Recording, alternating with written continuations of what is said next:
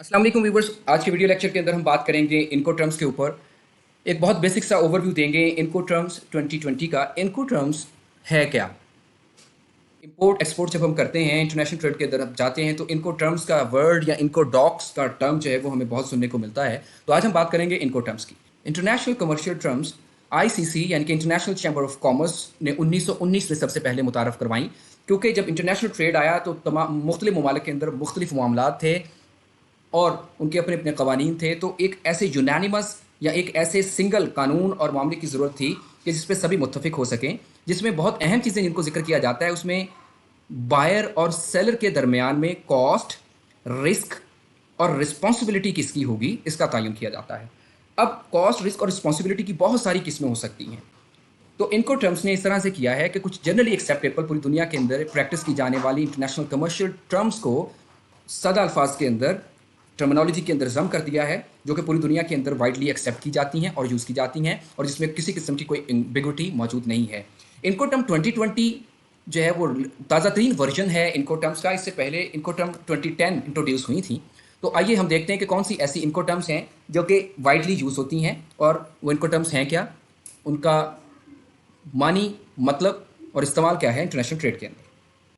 जी तो व्यूवर्स, इस वक्त ये जो आपके सामने बॉक्स मौजूद है, जो रेड, येलो और ग्रीन कलर के अंदर रिफ्लेक्शन दे रहा है, ये एक लेजेंड है, ये एक की है जिसको थ्रू आउट हम इनको टर्म्स को समझने के लिए इस्तेमाल करेंगे।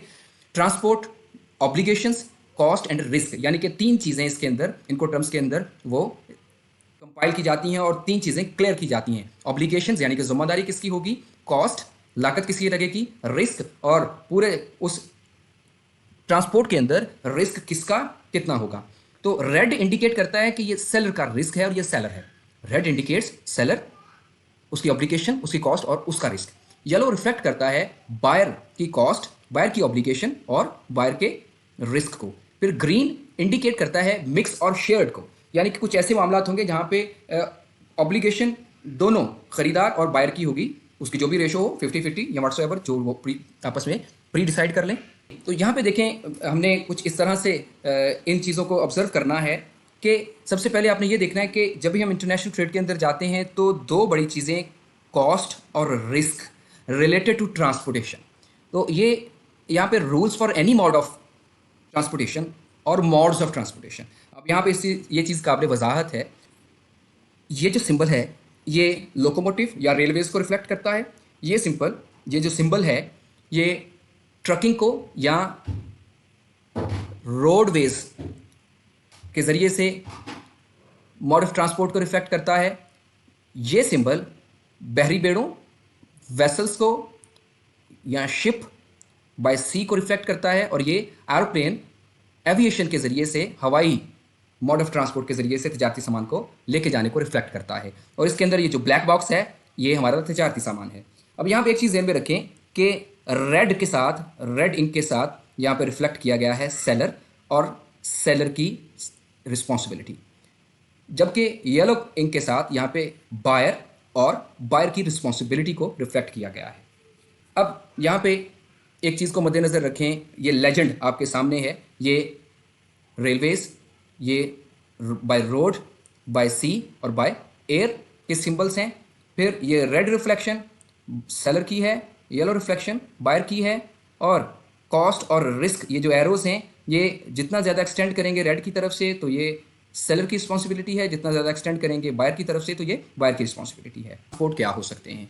एक मोनो मूड हो सकता है। मोनो मूड से मुराद है एक ही मोड ऑफ ट्रांसपोर्ट, चाहे वो रेल हो, चाहे वो हवाई जहाज़ हो, चाहे वो बहरी बेड़ा हो, चाहे वो रोड के ज़रिए से, ट्रकिंग के ज़रिए से हो। फिर डुअल मॉड है। डुअल मॉड से मुराद ये है कि कुछ रास्ता जो है वो ट्रेन के ज़रिए से और कुछ ट्रक के ज़रिए से, बिलफर्ज किसी दो मोड ऑफ ट्रांसपोर्ट से तय किया जाए। एक होता है आपका मिक्स मोड ऑफ ट्रांसपोर्ट या मिक्स मॉडल। मिक्स मॉड या मिक्स मॉडल ऑफ ट्रांसपोर्ट के अंदर दो से ज़्यादा जब मोड ऑफ ट्रांसपोर्ट इस्तेमाल होते हैं, जैसे कि फैसलाबाद से कराची तक का जो तजारती सामान है वो ट्रेन के ज़रिए से जाए, फिर रेलवे स्टेशन से बंदरगाह तक तजारती सामान ट्रक के ऊपर जाए, फिर बंदरगाह से दूसरे मुल्क वो तजारती सामान बहरी बेड़े के ज़रिए से जाए। तो यहाँ पे दो से ज़्यादा मोड ऑफ ट्रांसपोर्ट आ गए तो इसे हम मिक्स मॉडल कहते हैं। तो ये भी आपने जो है वो जब कॉन्ट्रैक्ट करना है ख़रीदो फरोख्त का तो उसी वक्त डिसाइड कर लेना है कि मोड ऑफ ट्रांसपोर्ट क्या होगा, कॉस्ट किसकी होगी, रिस्क कितना होगा, किसका होगा और ऑब्लिगेशन किस पर आएगी। तो इनको टर्म किस तरह से हमें फैसिलिटेट करते हैं। तो पहली टर्म की ऊपर बात करते हैं। ये पहली टर्म है जिसे हम कहते हैं एक्स वर्क या ई एक्स डब्ल्यू के साथ इसको लिखा जाता है। एक्स वर्क से मुराद ये है insert named place of delivery, जहां से हमने माल डिलीवर करना है। एक्स वर्क से मुराद ये है कि जो बेचने वाला है उसके कारखाने से, उसकी फैक्ट्री से माल उठाएगा बायर। अब यहाँ पे आप देखें जो कॉस्ट और रिस्क है वो बायर के ऊपर यहाँ से शुरू हो जाती है, जबकि जो एक्सपोर्टर है वो जो ही माल को डिलीवर कर देता है उसकी कॉस्ट, रिस्क और लाइबिलिटी खत्म हो जाती है। तो इसी के साथ एक्सपोर्ट फॉर्मेलिटीज शुरू हो जाती हैं और इसकी तरफ से इंपोर्ट फॉर्मेलिटीज शुरू हो जाती हैं। दूसरी टर्म है हमारे पास एफसीए, जिसे हम फ्री कैरियर कहते हैं। तो फ्री कैरियर से मुराद ये है कि insert named place of delivery. अब यहाँ पे नेम्ड प्लेस ऑफ डिलीवरी में कैरियर को मखसूस किया गया है, यानी कि फ्री कैरियर। फ्री कैरियर से मुराद ये है कि आप जो प्लेस ऑफ डिलीवरी है, यहाँ से देखें, मतलब प्लेस ऑफ डिलीवरी से मुराद ये है कि वो आपको कहता है जी कि आप फैसलाबाद में मैन्युफैक्चर कर रहे हैं, आप हमें इस चीज़ को अपने गोदाम से दे दें, इस चीज़ को आप हमें लाहौर में मुहैया कर दें, कराची में मुहैया कर दें, उससे आगे हम खुद ले जाएंगे। एक तो इसका ये ऑप्शन हो सकता है, ठीक है, ये ऑप्शन ए है एफसीए में। एफसीए में ऑप्शन 2 ये हो सकता है कि आप किसी खास, अभी जैसे मैंने बात की हम फैसलाबाद के अंदर बैठे हैं, कराची के अंदर माल पहुंचाना है, तो यहाँ पे जो बायर है वो एक कहता है जी मुझे कराची में माल पहुंचाए, तो फैसलाबाद से लेके कराची तक कॉस्ट, रिस्क और लाइबिलिटी सेलर की है। यहाँ पे वो उसको नेम्ड प्लेस ऑफ डिलीवरी, उसने बताया फलानी जगह पे डिलीवर कर दो, प्लेस है, उस प्लेस पे डिलीवर कर दिया, तो यहाँ पे सेलर का रिस्पॉन्सिबिलिटी, रिस्क, कॉस्ट खत्म हो गया और बायर का शुरू हो गया। फिर अगली कुछ टर्म्स हैं जी सीपीटी, यानी कि carriage paid to. Carriage paid to, carriage से मुराद ये है कि उसको ट्रांसपोर्ट करने का जो किराया है वो एक खास डेस्टिनेशन तक अदा किया गया। Insert named place of destination. अब यहाँ पे देखें तो वो कहता है जी आप मुझे फला डेस्टिनेशन पे, जैसे कि पाकिस्तान से माल जाए यूएई की किसी बंदरगाह पे और वहाँ से आगे बरतानिया जाना है, तो ऐसी सूरत में जो कॉस्ट है वो डेस्टिनेशन तक, जिस डेस्टिनेशन तक भी बायर कह दे कि सेलर आपने यहाँ तक माल पहुँचाना है, तो कैरेज पेड टू। अब कैरेज यानी कि मोड ऑफ ट्रांसपोर्ट जो है वो उसकी जो कॉस्ट है वो बेचने वाला अदा करेगा। अब आप यहाँ पे देखें कॉस्ट यहाँ से शुरू होती हुई नेम्ड प्लेस ऑफ डेस्टिनेशन तक, यहाँ तक कौन अदा कर रहा है? बेचने वाला। और जो रिस्क है, रिस्क यहीं तक उसका रहेगा, क्योंकि जो ही वो चीज़ वो डिलीवर कर देता है मोड ऑफ ट्रांसपोर्ट को, तो उसके बाद जो रिस्क है वो बायर का शुरू हो जाता है। तो ये टर्म इन चीज़ों को क्लियर करती है कि कैरेज पे टू नाम से जाहिर है सिर्फ जो कैरेज है यानी कि जो भी मोड ऑफ ट्रांसपोर्ट है उसका किराया वो बेचने वाला अदा करेगा। अच्छा, अगली टर्म है CIP, carriage and insurance paid to, यानी कि ना सिर्फ किराया बल्कि उस तजारती सामान की इंश्योरेंस भी एक ख़ास प्लेस ऑफ डेस्टिनेशन तक बेचने वाला अदा करेगा। अब यहाँ पे आप एक चीज़ देखें, तीसरी लाइन एडअप हो रही है जिसे हम इंश्योरेंस कह रहे हैं। तो यहाँ पे ये देखें कि कॉस्ट बेचने वाला यहाँ से लेके नेम्ड डेस्टिनेशन तक, मिसाल के तौर पे वो कहता है जी आपने बरतानिया की मेरी बंदरगाह तक जो है वो इसको पहुँचाना है, तो बरतानिया की बंदरगाह तक जो कैरेज का किराया है वो बेचने वाला देगा। अच्छा, जो रिस्क एसोसिएशन है उसके साथ यहाँ पे एक चीज़ देखें कि जो ही वो माल हैंड ओवर कर देगा कैरेज को, यानी कि माल लाद के लेके जाने वाले मॉड को, वो चाहे बहरी जहाज़ हो, वो चाहे हवाई जहाज़ हो, वो ट्रेन हो या ट्रकिंग हो, तो इसका रिस्क यहाँ पे ख़त्म हो जाता है और यहाँ से रिस्क शुरू हो जाता है ख़रीदने वाले का। फिर यहाँ से जो इंश्योरेंस है, क्योंकि इंश्योरेंस भी पेड टू है, तो इसका मतलब ये है कि बेचने वाले ने इंश्योरेंस भी खुद अदा करनी है। अच्छा, अल्टीमेटली ये जो कॉस्ट है, रिस्क है, इंश्योरेंस है, ये सारे मामलात चीज़ की लागत के अंदर ही शामिल होते हैं। तो यहाँ पे इंश्योरेंस यहाँ से लेके उसकी नेम्ड डेस्टिनेशन तक पहुँचाने का जो इंश्योरेंस का खर्चा है वो भी फ़रोख्त करने वाला यानी कि एक्सपोर्टर अदा करेगा। तो अगली टर्म है जी DAP, delivered at place. Delivered at place से मुराद ये है कि डिलीवरी आपने वहाँ तक करनी है। यहाँ पे सिर्फ आप कॉस्ट जो पे कर रहे थे वो कैरेज की थी यहाँ पे, और यहाँ पे कॉस्ट जो थी वो कैरेज के साथ साथ इंश्योरेंस की भी थी, लेकिन यहाँ पे आपने डिलीवरी देनी है।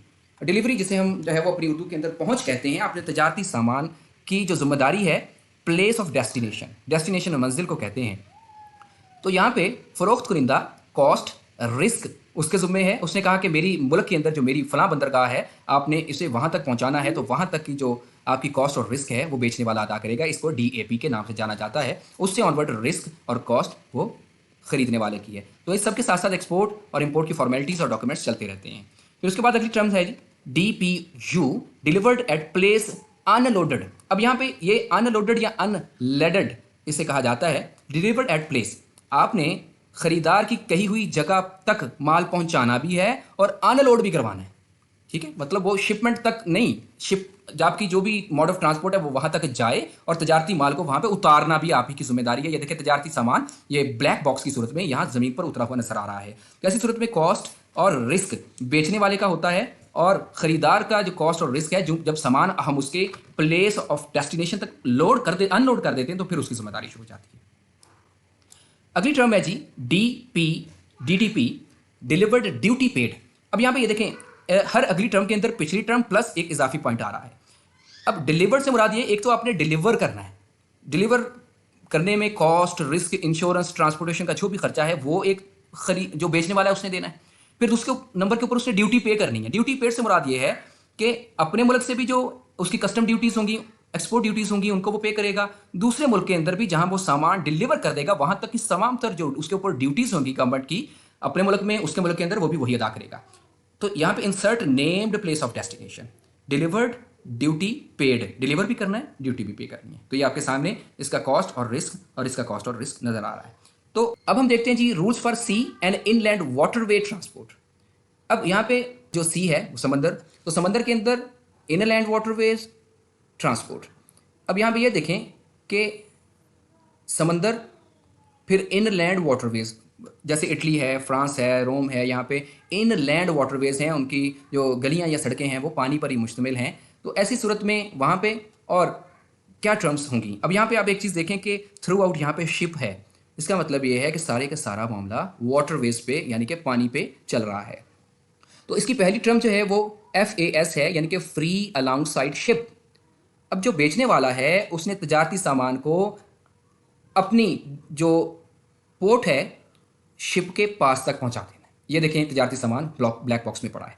तो कॉस्ट और रिस्क अलोंग साइड शिप, जो बहरी बेड़ा है उसके पास तक ले जाने तक की जो कॉस्ट रिस्क वगैरह है वो बेचने वाला पे करेगा। उससे ऑनवर्ड यही शिप लेके चलेगा खरीदार की पोर्ट तक, बंदरगाह तक, तो तमाम तर कॉस्ट रिस्क और इंश्योरेंस वगैरह ये बायर पे करेगा।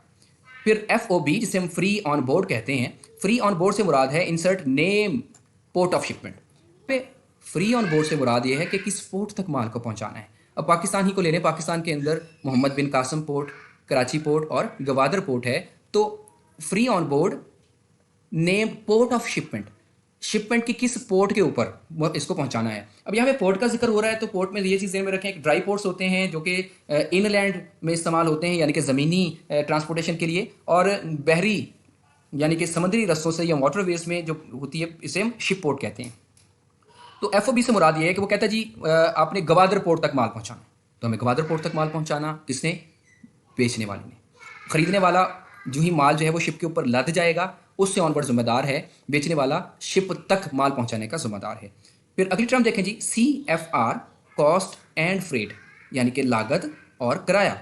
Insert named port of destination, तो पोर्ट ऑफ डेस्टिनेशन से मुराद ये है, ये पोर्ट ऑफ, ये जिस पोर्ट से माल जा रहा है ना ये पोर्ट ऑफ लोडिंग है, ठीक है, यहाँ से लैंडिंग हो रही है, यहाँ से डिपार्चर होगा। ये जो जहाँ पे माल आगे पहुँचाना है वो डेस्टिनेशन या मंजिल है। तो CFR में cost and freight port of destination, जो भी डेस्टिनेशन आपने बताई है वहाँ तक कौन अदा करेगा, बेचने वाला। अब यहाँ पे देखें कॉस्ट का एरो जो है वो खरीदार के मुल्क की पोर्ट तक जा रहा है, जबकि रिस्क कहाँ तक है, जब उसने अपने मुल्क के अंदर खड़े बहरी जहाज़ के ऊपर माल को लाद दिया। इसे लोडिंग कहते हैं। BL, बिल ऑफ लैडिंग या बिल ऑफ लोडिंग, एक डॉक्यूमेंट माल तजारती जो है वो शिप के ऊपर रखने के बाद बेचने वाले को, भेजने वाले को उसकी एक कॉपी मिल जाती है और ख़रीदार के साथ भी उसको शेयर किया जाता है। अच्छा अगली टर्म देखें जी, देखें CIF है, कॉस्ट इंश्योरेंस फ्रेट।